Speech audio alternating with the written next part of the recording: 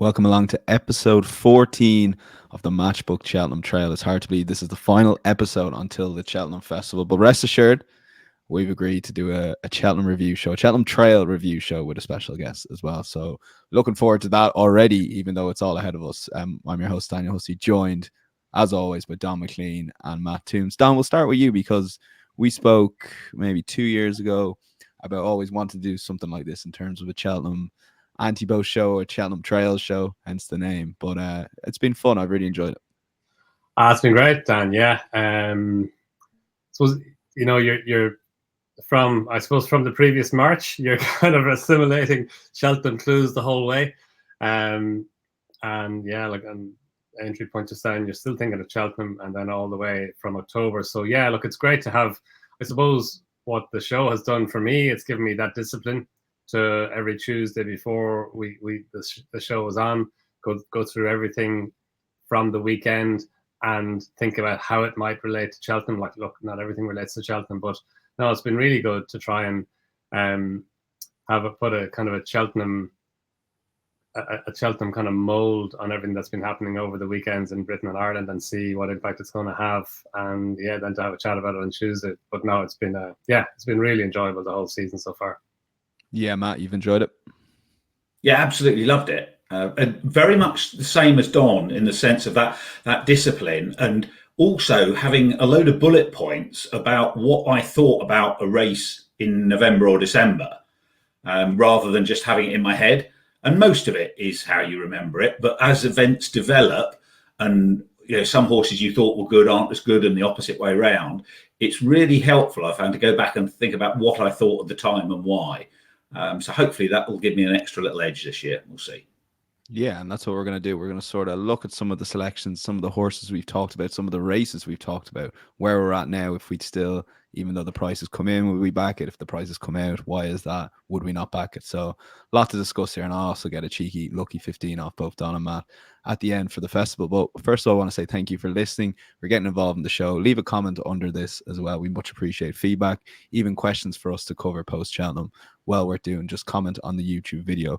And two things to say. Firstly, is to hit that like button, as we always say, but also streaming is now available on the Matchbook Betting Exchange. So I know a lot of people like watching the exchange markets. You can watch the Cheltenham Festival along with the in-play odds as well. So while we're checking, the Matchbook Betting Exchange during festival week, live streaming now available on all UK and Ireland races, but obviously that includes the Cheltenham Festival. Matt, we'll start with you. First one horse we have here, we'll go straight to the Gold Cup, which for me is as good a race as there is the Cheltenham Festival this year. I think it's really well set up. The Real Whacker, I actually like the case compared to the Jerry Calam. It's going to be a horse we have to keep forgiving to maybe get that one big run out of him this season, maybe. Yeah, and the theory at the time he was about 70.0 was partly based around the fact that you knew he was going to run here barring an injury, and the prices that other winners of the Broadway had gone off the following year. On the SP, the biggest was Lord Windermere, who was 21.0. He, of course, won. He'd been a bigger price on the exchanges, I imagine. So it was almost a back to lay play because he was almost bound to shorten. He's now, I think, about 44.0. I still think he'll probably shorten a bit from that. So you could do him as a back to lay play now. I've called on him, really. Interestingly, I've come full circle on the Gold Cup. I'm hardwired to oppose the horses that have run in the race before. They're overbet hugely every year. The horses who are making the Gold Cup debut, particularly second season horses, have such a fantastic record. But now I've actually looked at it and thought all those trends, all that profiling, whatever you want to call it, doesn't matter when there's a great horse in the race. And I think Galopin de Champy's a great horse, and he's odds against. He's about 2.5 on the exchanges, and I've decided he's going to win. So I've called very much on the Real Whacker. I wouldn't be backing him now. Well, I've promised myself, and I've said this on the show, that I won't back against Galopin de Champs, which I've backed myself into a corner, because you do want to oppose him with all the horses that are in there, but like you said, Matt, he is definitely the best horse in the race if he produces that performance. Donn, for you on the Gold Cup, but Fast or Slow is a horse you've always liked for this, and it's just a question of how much did he leave to improve from the Dublin Racing Festival, because we saw a pretty decent Galopin de Champs there. We did, yeah, we did. We've seen a pretty decent Galopin de Champs on a couple of occasions this season and last season. Look, as Matt said, Galloping the Champ, he's a superstar. He's a Cheltenham Gold Cup winner. I suppose when Alvin Photo went back and won the Gold Cup, he'd only run in the Savills Chase at Tremor on New Year's Day before he went back, and that was the same the year that he won it. Galloping John has been busier, and that's I think it's probably down to the programme. And Willie Mullins said as much, because the John Durkan Chase was a bit earlier this season than it usually is, and that meant, like, normally the John Durkan horses can't run at Christmas because it's just too close. Well, they can, but it's very close to Christmas. But this year they moved it back. They made that Punchestown meeting a 2-day meeting. They put the Morgiana Hurdle meeting a day in with the John Durkan day, which was really great. And it meant the Galloping Champ could run the John Durkan. Fast or Slow, who won the John Durkan, he was due to run at Christmas. He was taken out because of the ground. Galloping Champ went to the Savills Chase, and he was pretty awesome in winning it that day, as we've discussed, and then went on to the Irish Gold Cup. So it's great that we've seen Galloping Champ now 3 times this season before going on to Cheltenham, it's really good. And look, he looks as good as ever. He looks maybe even better than he was last season. So he's the standard setter. But no, I retain a wee bit of faith in Fast or Slow. I think that he's the one who's, if Galloping Champ wins, I think Fast or Slow is the one who's going to chase him home. I think he's the one horse in the race who's most likely to give him a race. And look, he's beaten him twice. I know there were excuses for Galloping Champ in the Punchestown Gold Cup last season. He was coming on the back of his Gold Cup win. But Fast or Slow had run at Cheltenham as well. He finished second behind Corach Ramler in the Ultimate, so it wasn't like he was coming there like totally fresh. And then in the John Durkan Chase this season, it was over a shorter trip than ideal. Galloping Champ didn't jump as well as he can. And I suppose that's also at a time of year when the Willie Mullins horses, they're just getting going kind of mid to late November. So you can allow him that. But I thought Fast or Slow the last day, I thought Galloping Champ outstayed him. Outpaced him. Paul Townend rode a really good race from the front. He rode to suit his own horse. He set steady fractions. The pace was slow. The finishing sectionals were quick. And that was Fast or Slow's first run since the John Durkan Chase as well. So there's every chance he'll come on from that. We know that he goes well at Cheltenham as well. He's had 2 really good runs at Cheltenham while he hasn't won there. And I actually think the step up in trip to 3 miles, 2.5 furlongs, I think that will suit Fast or Slow as well. Of course, Galloping Champ stays as well. But I just think Fast or Slow is still a wee bit underrated. I still think he should be a bit shorter than he is. So look, yeah, like at the price he is now, Fast or Slow, I still think he represents a bit of value. Okay, yeah, it's a fascinating Gold Cup. Really looking forward to that. And I do think it's as good or bad as the Cheltenham Festival will be next week. Throughout the week, we'll have something huge and very exciting to look forward to. And look, if Galloping Champ is a little bit of a drifter in the exchanges at the moment, very interested where their SP happens on Friday. Let's move to novice chases here, Matt, and a couple that you put up at biggish prices, but Salvador Ziggy 13.0 is halved in price, and I think you sort of saw the field cutting up there a small bit on that horse, and then onto Hunter's Yarn. But firstly, with Salvador Ziggy, would you be a tad concerned about that American issue? There was some like medication or some reaction to medication post the race. It's sort of a messy prep, even though it would have been the target for a long way out last year. Yeah, you'd have to be worried about it. He bled there. The good news is it was a long time ago. The way Gordon prepares his National Hunt Chase horses, get some runs into them early in the season, put them in a big handicap, in his case the Kerry National when he was second off 150, and then freshen them up. So you'd have to be concerned, but the horses I feared in this, Broadway Boy, Flooring Porter, as I don't run, and I'm very much against the quirky pair at the front of the market, Embassy Gardens and Corbett's Cross. So he's still about 6.0. He's halved in price and a little bit more. I just think he has got the ideal profile. So providing he doesn't have a problem with bleeding again, I think there's a case for saying he ought to be challenging for favouritism, bar that. So at around, 6.0, I'd still back him. And I'd definitely still back Hunter's Yarn. And whilst I was against Marine National because of the preparation, horses don't win the Arkle off a bad run, he was clearly the most talented horse of the race from everything we knew about them. And with him out of the way, I'm pretty bullish because, fan of Gaelic Warrior though I am, I just can't have him 2 miles on the old course. I think he'll go sideways.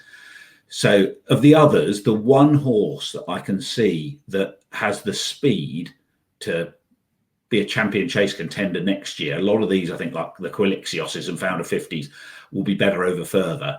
That's Hunter's Yarn. And he's still about 7.0. It's a wide open, substandard Arkle.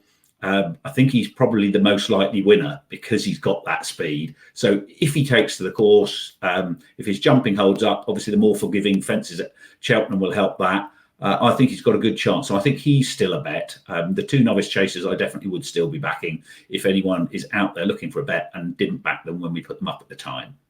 Okay, yeah. So just because you missed the initial prices doesn't mean the current price isn't a bad price. As I tried to tell myself why I didn't back Slade Steel several times for the Supreme, hovering over it. But that's on me, and that's my own fault. I will learn that. For you, Don, on the novice chases, you can cover one or two if you want, if you're keen on anyone. But the one you did put up was Monty Starr. I mean, this was a Diarmuid Nolan fan club. Don, you joined the bandwagon fairly early-ish as well, I would say. And this case for this horse just I keep thinking of a Manila Indo with the same connections, and I just see a fantastic race. My only concern is the favourite that good considering some of the times he's run, then he might just be a tad too good for Monty Starr. So I want a big-ish price to be backing him. Yeah, like we didn't know where Factor 5 was going to be going when we were talking about Monty Starr early in the season, and it's hard that, like as you were saying earlier on there about with the price, like if you miss a price, it is hard to go and take the price that's down a notch from the price that you saw or thought about first. But, and then it's very difficult to start afresh and kind of try and look at it dispassionately and think, is he value now at the shorter price? It's very, look, we've all done it, seen horses cut a little bit and you go, I'm not backing him at that price now. And then he's cut more and cut more and cut more. And suddenly you don't back him at all. And inevitably the worst happens. But, yeah, look, Factor File, he could be a top class horse. He's 7 now. They went chasing with him, as you said, Dan. The times that he clocked in the race in which he beat Gaelic Warrior, he was 10 seconds faster from the landing side of the first fence to the second last fence than the handicap chasers was the race that Hartwood won the Leopardstown Chase later on. So, and then obviously he had no competition from their home, so they closed the gap on him there to about 3 seconds, I think, of the line, 3 or 4 seconds. But look, you don't know how good Factor File could be. He could be very good, but Monty Starr could be good as well. He's got that lovely profile. The Henry de Bromhead horses are going to be trained for the race. And as we've discussed before, he was a good hurdler last season, good staying hurdler. He's Monley's brother. Monley was second in the race. And he beat 3-card Bragg at Punchestown. That was a really good performance. He jumped very well that day, and a similar round of jumping could just bring him right into the race. And look, Broadway Boy is going in the race now as well. So it's a competitive race. And Monty Starr, I think he's probably around about the right price, Dan. It's probably a more competitive race now than it looked like it might be a couple of months ago. But I still think he's got the potential to go and win it. Another one of the other novices we discussed was Florian Porter, although he's not going in the novice race now. I thought he was a big player in the National Hunt Chase. Yeah, and that was an interesting debate, Don, just on that, because credit to Matt Tombs, he didn't waver from the quotes that looked like confirming National Hunt Chase, but while he was still in the stairs, he obviously had a chance to switch. Yeah, no, that's it. It was always possible that he would. And yeah, maybe the final decision was made when Constitution Hill came out of the Champion Hurdle, and Irish Point went to the Champion Hurdle, so that makes the Stairs Hurdle a wee bit more winnable. It would take out Irish Point would have been a big contender. So maybe that was I think it was going that way anyway. Gavin Cromwell just seemed to be saying that he did seem to be favouring the Stairs Hurdle over the National Hunt Chase, which is a pity. I think he jumps fence as well. I still think that he has unfinished business over a staying trip going left-handed over fences, Florian Porter. But look, he'll be a player in the Stairs Hurdle as well. But unfortunately, he won't get to take his chance in the National Hunt Chase. Yeah, with the ground drying out, he's definitely a player in that Stairs, which is wide open again. Another wide open. Well, Don, we'll stick to you just on the novice hurdlers, and we're sort of learning now that Ballyburn is definitely going to the Baring Bingham. And look, that means it's the Supreme markets. There's going to be a lot of different movements. Your initial reaction to that, I guess there's a lot to take in. Yeah, it's oscillated, hasn't it? And Ballyburn's been a key horse for everybody really in the last couple of weeks. Where is he going to go? He won his maiden over 2.5. He showed the pace the last day to win over 2 miles, to win the Grade 1 race over 2 miles. And it did oscillate. The markets oscillate. It looked like he was going to be going for the Burying Bingham. Then it looked like he was going for the Supreme. Now it looks like he's going back to the Burying Bingham again. And that, then Mystical Power probably go to the Supreme. But Firefox, he's been pretty solid the whole way in the Supreme. That's where he's been going, and you have to allow him his run the last day in the Lawlers race. But he came home not right from that race, and it wasn't his running anyway, so you can allow him that. And he beat Ballyburn, albeit in a race at Fairyhouse on Hansgrace Hurdle weekend when they didn't go a great pace early on. It turned into a bit of a sprint. But Firefox, he's obviously a very good horse. He's very highly regarded by Gordon Elliott and his team, so he's a player in that. I like Tullyhill in the Supreme. I just think that he's got a serious engine. Like, he was the horse who was chosen by the Willie Mullins team to take on the Dream to Share in the Champion Bumper at Punchestown last season in front of Ballyburn.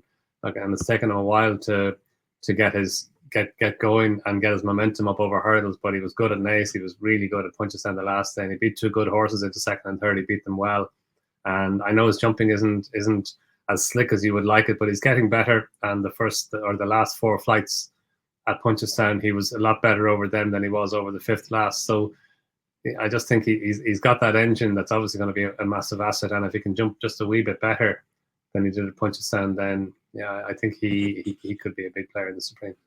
Yeah, because when we previewed the Supreme, you both were Firefox, and Don, once you saw Tullihill's performance, you sort of went back to him, which I found interesting itself. Matt, you and both incidentally, Firefox, I think was around double the price than when we recorded than he is now. Matt, he's into 5.0, latest prices I have anti-post. He's definitely a player in this one, and someone like Slade Steele, I hope someone listening got on the 46.0 that was available at the time on the Matchbook betting exchange, but he's now into 7.0. It's going to be such a fascinating market because we've got four horses, at the top of the market that any of them could go off favourite in this. Absolutely, and with Ballyburn just having defected, I think this is a great time to be betting on the Matchbook exchange on the Supreme, because one or two of these are going to shorten a lot, and one or two of those are going to lengthen a fair bit. And if you can work out which way the market's going to go, because it's been a market up until now dominated by Ballyburn, I think most people thought he'd be going for the Supreme. I retain a lot of faith in Firefox. He's beaten Ballyburn already. He's got an excuse for his run at Naas. He was lame, and Gordon's horses had a cold at the time. The vibes have been incredibly strong. And the reason I prefer him to Tullyhill, I'm not necessarily suggesting he's got more class, but he's a really good jumper. And Tullyhill is still learning his trade as a jumper. He's a work in progress. Now, if he really comes on and jumps much better in the Supreme, he can definitely win. But from what I've seen so far, I just worry at the pace they're going that will hold him back. And ironically, I would have thought that the Gallagher's, the 2 mile and 5 novice hurdle, would have been perfect for Tullyhill, because he would have stayed that trip, and the steady gallop, and where he'd have had a bit more time to get himself organised at his obstacles, I think that would have been perfect for him. But Willie didn't enter him, and then made a classic Mullins comment, which was something along the lines of, well, when I don't enter a horse, it tends to work out for the best, so I'm not going to supplement it. I do think that the jumping's the issue there, but I am still sweet on Firefox, and I wouldn't put anyone off taking the prices now. My hunch is he'll go off favourite. Which is amazing against Mullins. I just think they'll come for Tullyhill. 4.9 Firefox, Mystical Power 5.1, the other Mullins horse. I was going to say Forgotten Horse, but he's not in the market. Firefox Drifting 5.0. Producer Ryan obviously didn't agree with you there, Matt, but Tullyhill 5.2 and Jericho the Refine 8.6 with Slade Steele a similar price as well. It's Tullyhill going to, Don, he's going to lead in that. Like, pace is key to figuring all races. He's going to lead in the Supreme, is he? Yeah, and that's not a negative in the Supreme. Like, he seemed happy out in front the last day, and it wouldn't be surprising to see him do something similar again. Yeah, no, it's fascinating. Like, there are a few others lurking down lower than the market as well. Mr. Gift, there was plenty of word from Mr. Gift around the preview circuit as well.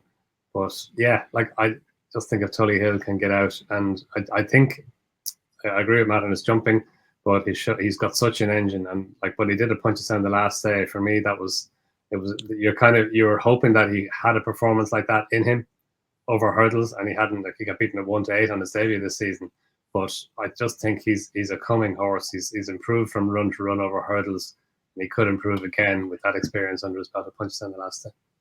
Just one point I wanted to make, Daniel, that's worth repeating, is that in the Supreme and Gallagher's, the Arkle and the Turners, the short and intermediate trip Grade 1 novice races open to geldings, the Mullins second strings never win. Literally, they've never won. Every time he's won it, it's been with the shortest in the market. Now, here, there is slightly more complexity because normally the shortest in the market has always been ridden by Ruby or now Paul. Here we've got a McManus horse that Mark Walsh is going to ride. So it might not be so clear cut who the more favoured one is, but it is an important point to be remembered more generally. In races like the Albert Bartlett, much less predictable, Willie doesn't know his pecking order, but in those races, he really does. Yeah, and you might be getting an artificially bigger price on Mystical Power because if Paul had the choice and he picked Mystical Power, for example, say he wasn't a JB horse. I know I'm going down a rabbit hole, but then he would go off favour 100%. So there is a lot of complexity to it, and I personally like Slay Still at the moment, but I need to have a good think about the race again. He could stay on beyond beaten horses. Don, quick line from you before we head off. This is a Supreme preview show here, but it's just so good. Like we won't know what the Willie Mullins number one is, and because Mark Walton says going to ride Mystical Power, and we never will, Don. At least pre-race, as in even after. Matt made the point, whatever number of weeks ago, that the two Willie Mullins number ones, if there's such a thing, it depends. Is it Tully Hill or even Mystical Power who would be the number one in the Supreme and Ballyburn the number one in the Bearing Bingham, or would it be Il Atlantique or something else would be number one in the Bearing Bingham, and therefore Ballyburn will go for the Supreme? So obviously they've decided it's the Tully Hill, and maybe on the back of the performance that Tully Hill put up, because for me it just changed the landscape a little bit, that performance with Tully Hill, because he wasn't there before he put up that performance at Punchestown as a potential number one Willie Mullins horse for any of the novice hurdles, and then he's gone and done that, and suddenly he is, and it looks like that's the way they've kind of thought, that Tully Hill the number one here outside of the JP horses, obviously, and like as in said at the time, if Tully Hill goes here and Ballyburn goes in the other race, Paul Townend could ride both, because Mark Walsh was always going to be riding Mystical Power wherever he went. Yeah, it's a fascinating market, and looking forward to the next few days of build up. Matt, I don't spend too long on the handicaps because we sort of covered a lot of your selections there. One that sort of I looked at here when looking through the list, Captain Guinness without the favourite. I give Captain Guinness a really good squeak at hitting the frame, particularly as the ground is currently drying out. I don't think conditions overly suited him last year, and he still ended up finishing second. So with drier ground, I definitely give him a squeak of running into the places.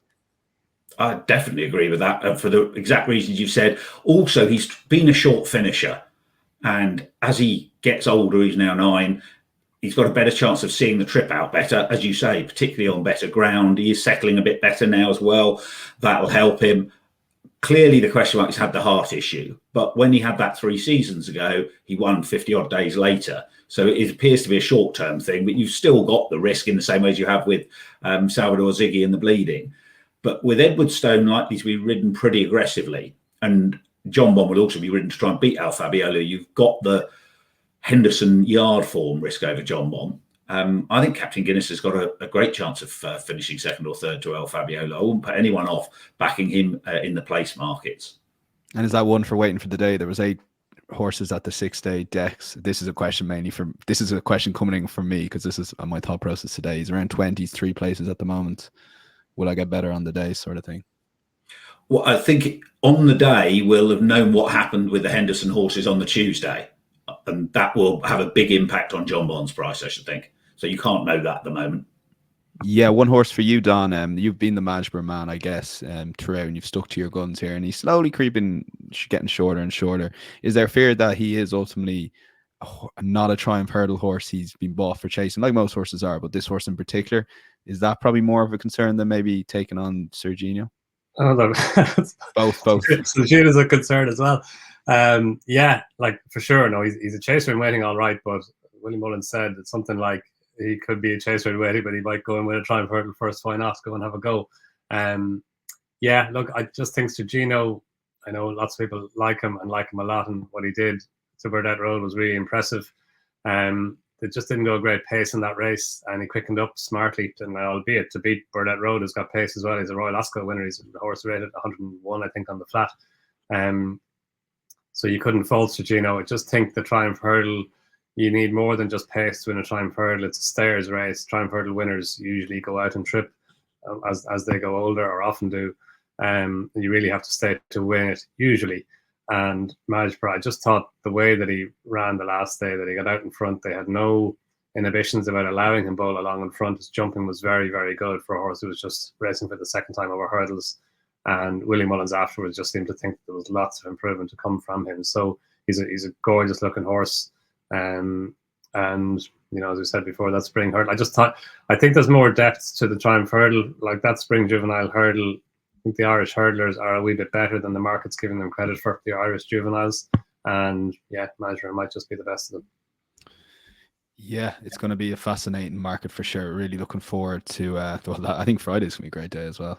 Being biased, as I'll be on track for that. But a few questions in. I'll try and get the names if I can. Greg Dunphy effectively asked guys on the trainer title, Willie Mullins. Matt, over to you first. Willie Mullins, he's going to have a great festival. But I know you haven't really looked much at these markets, but is there anyone that stands out that you can maybe lean on, or just one or two to maybe be interested throughout the week? I think that looking through the handicaps, to no one's great surprise, I think Willie won't win many of them, if any. And Gordon has got a typically strong hand. Yeah, if I was making my spread of Gordon handicaps, it'd be maybe 2 to 3. So I think one of the crucial things looking at this, if you're betting in the without market, do you look at de Bromhead, Henderson and Elliott? Well, you can't possibly back Henderson at the moment, given the cloud over the yard. So you look at the other two, and I think the crucial race will be the cross country, because one of those is almost bound to win that. And if you really fancy Manila Indo, then I think Henry de Bromhead's good value in that market. Whereas if you fancy one of Delta Work or Galvin, then I think that's with the handicaps that Gordon's going to win, that's going to make it hard. And he probably is going to finish in second place in the trainers competition. Yeah, Donna, when we were speaking about it on the WhatsApp, and I spoke to Matt about it, and he asked, is it crucial that Manila Indo wins the cross country? I was like, well, it's non-negotiable. That is if Henry de Bromhead is to win the without market, which is around 11.0 currently. We should have those specials up post-X as well on the Matchbook Betting Exchange. But looking at leading trainers for the last few years, Willie Mullins has won the last 5 times. But, you know, once with 4 winners, 2 with 6 winners. Gordon won the 2 before that, and then Willie won the 4 before that. So what are you thinking trainers title-wise? Yeah, and one of the ones that Willie won, he had 7 winners. Gordon had 7 winners. I think Willie had 7 seconds, and Gordon had 6, and then Gordon had more thirds. So it was down to, I think it was the last race, or the second last race, where Willie had a runner-up that got on the training side. Yeah. What was it? I think it was the last one, or maybe say it might have been the second last, but yeah, no, it was the last. I think Martin Pipe.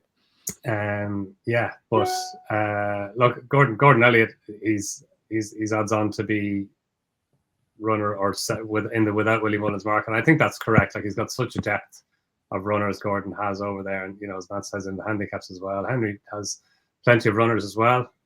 Big chances. Manila Indo obviously is key, and if Manila Indo doesn't win the cross country, Gordon will probably win it. But interestingly, going back the last 2 years, the trainer who finished second behind Willie Mullins had 3 winners, only 3. You know, it's quite a small number of winners to have. And last year Willie only had 6. I mean, he only had 6 winners, but it wasn't like he mopped it like the year before he had 10. So it didn't leave too many winners for everybody else. But in the last couple of years, 3 winners has finished second to him. So that's interesting. But like, you know, Willie Mullins is going through his runners. He's got 7 horses at around about even money or shorter, and then he's got, you know, lots of other horses at around about 3 to 1 or shorter as well. So it's you know, he's long odds on to win it, and that's the depth of his challenge dictates that should be the case. And then if he gets to 6, at one point he's going to get to 6 to get his 100th Cheltenham Festival winner. That could be a wee bit earlier in the week. I was thinking if he had 5 winners going into the Gold Cup, and Galopin Des Champs in the 100th year of the Gold Cup was going to give him his 100th Cheltenham Festival winner, that'd be your headline there. But I fear he might have 6 winners on the board before that. Don trying to get his columns filed early for Thursday night, looking ahead to the Gold Cup, hoping Willie lands on that magic number. Matt, great question here. What is written on Matt Tombs' whiteboard? This is from Richard Hamill, and I have to say at least 3 people have said this to me since the handicap preview as well, both WhatsApp and on Twitter. So I don't know how much you can see. About here, there's some purple and green stuff. What that's about is predictability. On one of the Insights articles, actually, I wrote about the relative predictability. That was the conditions races. And it's really important to know whether the value tends to be at the front of the market or with the long shots. That doesn't mean you have to go to that part of the market, but you really want to know it, certainly when it's in extremes. Those are actually the handicaps. And then just to the side of it, there are all my horses to follow from the start of the season. I leave those up because often when the horses have run, you tend to look through the prism of what you know, and it reminds me that I thought that there was something about them at the start of the season. Above that is the Gordon Elliott, Kim Muir horses, which I like to try and work out beforehand. So that's a little taster of what's on there. And one of them was Cool Survivor, of course. That it is top actually the list, 135. Yeah. She was. You put that up. We got a comment there thinking that they got the value. I unfortunately did not as well. Obviously, Don, we don't get to see your whiteboard, so I feel obliged to ask what is the Don's equivalent to Matt's whiteboard here for Cheltenham, and just working because you cover this. This is your full-time job. Yeah, I guess my equivalent is an Excel spreadsheet, which is behind the screen now as I'm looking at it. It's a ridiculous Excel spreadsheet.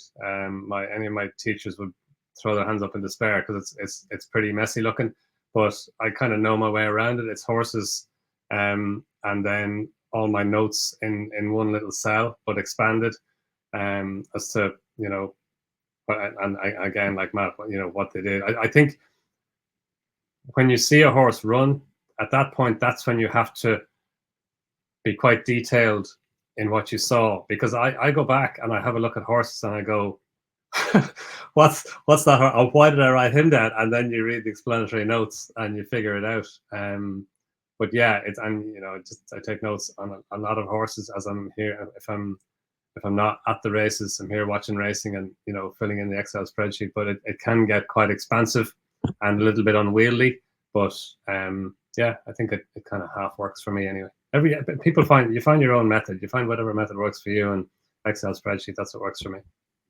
Yeah, well, and that might be complicated, Don, on Cheltenham Festival week, because you'll be working on track. At least you'll be in the area for the 4 days. So, I mean, I've done it before where, well, I'm different now. I'm not working, so it's even harder, I guess, in some ways. But how do you balance? Obviously, you're working, but you need to get a few bets on, and sometimes you've got to wait till the morning. So, what is your sort of strategy? Have you a lot of bets anti-post? Have you bets to do over the next few days before decks and then post decks? Where are you at? Yeah, all of that. It's a mix of everything, Dan. For me, anyway. I've been having anti-post bets during the year, but a few more last week, and then so I fly over on the Monday. So you're there Monday night for Tuesday morning, and yeah, like my day of race bets, they're not the night before; they're on the day or on the morning of the race, and yeah, it's a case of up early. To me, that's the key. Up early, get things done that you need to get done. And if I'm on air, then I get to the track early as well. So you beat the traffic and you get in, so that you're not using up any time in getting into the race course. And look, I'm lucky. We have the press room at Cheltenham, which is brilliant. And so you can have your computer there before racing starts, and like during racing.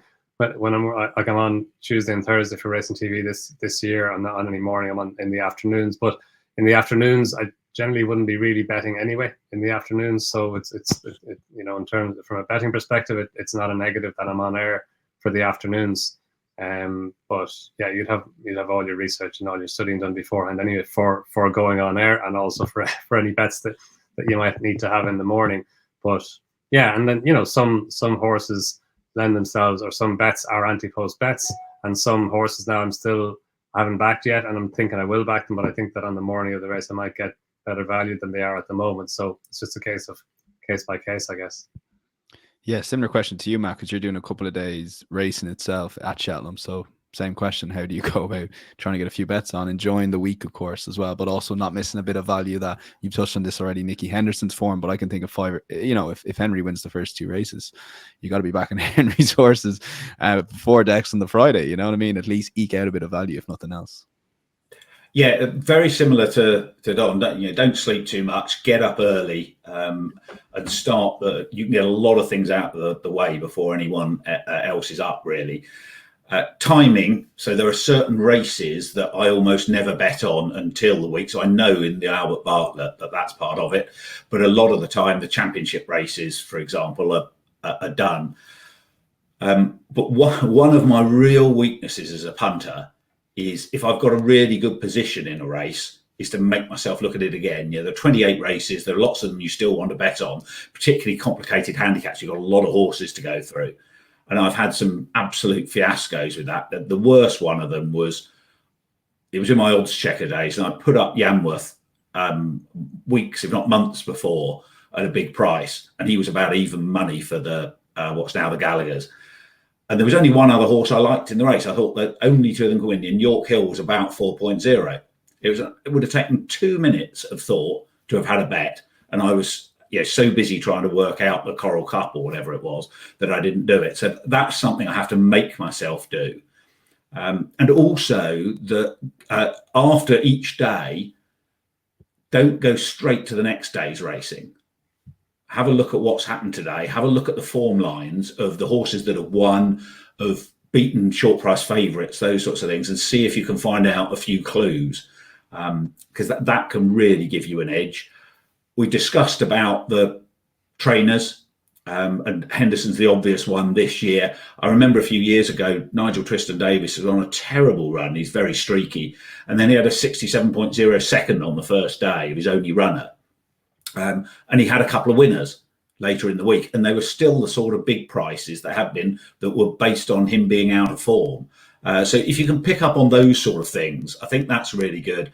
And then the final piece of advice, and when I started, my wife Katie said to me, just make sure you enjoy it. You love racing, you love Cheltenham. Don't let all the work you're now doing ruin that. And that's brilliant advice. So on the Tuesday morning, I meet up with some friends for a black breakfast. I've been up several hours by then, so I've done all the betting that I need to do. And I really enjoy that. And I make sure that sort of enjoyment is part of it. It's not all work. Yeah, it's good advice, Don. I mean, for most of what Matt said, I was going, geez, I'm going to have some busy week this week now, because I can't even look at next day's decks. I have to go through the form lines for an hour or two before picking my selections the following day. But it is important to enjoy it as well. Like, this is the best 4 days of race, and you just got to sit back and enjoy it. I actually always find it's 28 cup finals, races I've been looking forward to, most of them for the whole year. It almost goes too quick. I can't keep up with it so quick. So it's important to sit back and enjoy it as well. It is. It's intense, and to get the full enjoyment out of it, I don't know about you guys, but it's all consuming for me. And even the evenings, it's back to having a look at what happened today, as Matt said, having a look at what's going to happen tomorrow, having a look at the declarations for the following day, because it kind of catches up on you a bit. On Tuesday, you're getting declarations for Thursday, which if you're caught up with what's going to happen today, as in Tuesday, you have Wednesday's decks, and then you're getting Thursday's decks as well on top of that before racing starts on Tuesday. So there's an awful lot to get your head around.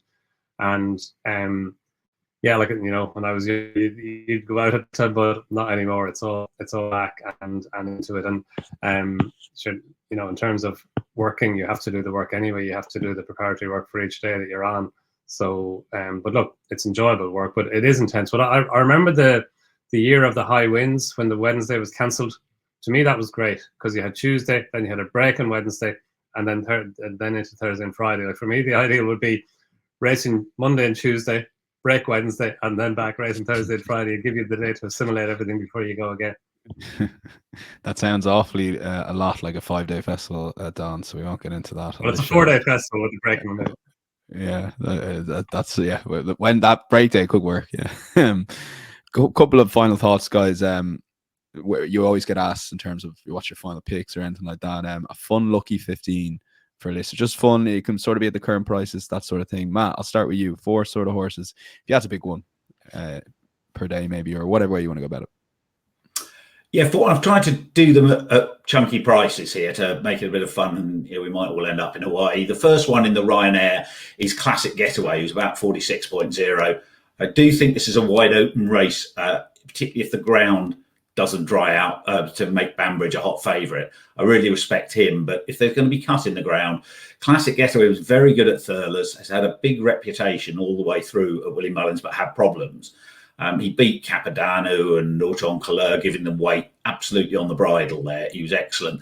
Went to Tremor on New Year's Day for the Albion photo race in bad ground at over just short of 3 miles, didn't get home. So I think 2 miles 5 at Cheltenham, he jumps well. I think that could really suit him. And it could well be with appreciated out of the way that Paul Townend rides him. So if that is the case, he's going to shorten a fair bit from a price around 46.0. I think he's worth including. The Mare's Hurdle, I think the vibes are really coming for Tell Me Something Girl. She's about 21.0. She might have won this 2 years ago, brought down 2 out. She didn't like chasing. A solid comeback at Leopardstown at Christmas, but you could take a really positive view of her Limestone Lad form when she was beaten a length and a quarter by Zarak the Brave. 2.5 miles and decent ground could suit her. She's been heavily backed when she won the Dawn Run. So a lot of Henry's horses are like that when they win. I quite like her because I think Lossiemouth is too short. I like Ashrow Diamond, but there's not much else in the race. So at a price, I like her. The Potemps, I think everyone's heard me talk about Gabby's Cross and how the handicapping of him over fences and giving him a mark of 140 in Ireland, and he's a much better hurdler, yet he's off 133 here. So I want to include him at about 12.0. They're 3 horses that, all being well, are going to run. The last one I'm going to put in at a big price is a really wild swing at a horse that probably won't run. But what are they going to do with Good Time Johnny? He's 132 over fences in Ireland. He's entered in the Irish National today. Last year, you needed 134 to get in that. So he's probably not going to get in there. He's 142 over here because, as Martin Greenman said, I'm not happy with his chase runs, which was a beautiful moment when he said that. So 142 doesn't look an obviously nice mark in the Kinmure. He's a much better hurdler than chaser on everything we've seen. And often, if you've got horses winning the Potemps final off high marks, they're actually not far from Stayers Hurdle form. If you look at Racing Post ratings, for example, when Cider Burley won off top weight, he got a mark about half a dozen pounds higher than Lisnagar Oscar did when winning the Stayers on the same day. So if he were to turn up in the Stayers Hurdle, what price is he? 10.0, 12.0, something like that. And I've just got a sneaking feeling maybe Tony will go down that route. So they're my 4 for the lucky 15. Classic Getaway in the Ryanair. Tell Me Something Girl in the Mare's Hurdle. Gabby's Cross in the Potemps. Good Time Johnny in the Stayers Hurdle. Good Time Johnny. Tom Siegel put this up on Pricewise, and you know the Nigel Farage, you all laughed at me. Matt, like you said there was no chance he was going. It's amazing how it could, very unlikely, but could still go down that route. Yeah. He's got a real chance if he turns up. He's a really, he won pulling a cart last year and everything went wrong. Well, here's one for you. If Salvador Ziggy wins the National Hunt Chase, he'll go off favourite. Yeah. Don, try and follow that. I don't know how you follow that. No, I won't even try. Nothing even remotely as imaginative as Matt's. Sticking with some of the horses we were talking about earlier on, horses I still think are just a little bit overpriced. So Monty Star in the Brown Advisory Chase, I just think that he's only had 2 runs over fences. He was very good the last day, and I think he can come forward again, given that we know that Henry de Brownhead will have him trained to the minute. Fast or slow in the Gold Cup, I think he should be closer to Gallop in the Show of the Market than he is. Magborough in the Triumph Hurdle, again, I think Sugino is shorter than he should be, and I think Magborough could improve quite a lot from his Spring Juvenile Hurdle run. And I think Madara in the Grand Annual, he was we spoke about him last night on the handicap show. He was very good here at Leopardstown when he won with plenty in hand. He got a £10 hike for that, but he's only 5. He's a progressive horse. He's got really good course form as well, and a strongly run 2 miles that should suit him back at Cheltenham. So yeah, he'd be my 4th. Okay, yeah, they're good picks from both the guys. My thanks to both Matt and Don. Matt, any final thoughts? Best of luck to listeners and viewers for the week. Absolutely, and as I've touched on earlier, enjoy it. The great thing these days is you can get a lot of your bets down either anti-post or on the morning of the race. You're not having to worry about getting to the course and having to bet there. So it gives you the opportunity to really embrace the day. There'll be loads of great racing, and remember, it's going to be 51 weeks before we get to see it again. So make sure you enjoy it, and you'll bet better if you are enjoying yourself. Yeah, Don, final word to you. That's it. It's an immersion in, we talk about Cheltenham from the start of the season. You pick up the Racing Post in July and you read about a horse who's coming back in and just starting to get going again, and you get excited. So look, and this is it. We're here. We have a couple of days to go before Tuesday morning. But yeah, look, as Matt said, enjoy it. It's the best racing, the best horses, with one or two notable exceptions, regrettably, and the best trainers and the best riders. Horses trained to the minute with this as their target, and 28 races. Every single one is significant. So try not to miss any of them. Try and appreciate everything as it's going along. Yeah. As Neil Warnock would say, enjoy it, but enjoy it by being disciplined. So yeah, that's a good way to go out. But 28 cup finals, very much looking forward to that. And there's still plenty of content, both that we've recorded with the guys at Cheltenham Trail, but also coming up on festival weeks after final decks. Check out Matchbook Insights, our YouTube channel, or our podcast feed. Check out the Matchbook Betting Exchange. We have a very good customer offer going out for day one from Monday morning as well. So stay tuned if you don't already have a Matchbook Betting Exchange account. But my thanks to Matt and Don. It's been a pleasure hosting you guys over the last 14 weeks. We'll be back with a review show week after Cheltenham. But other than that, enjoy Cheltenham week, enjoy the week's racing, and we'll chat to you the week after Cheltenham. Bye-bye.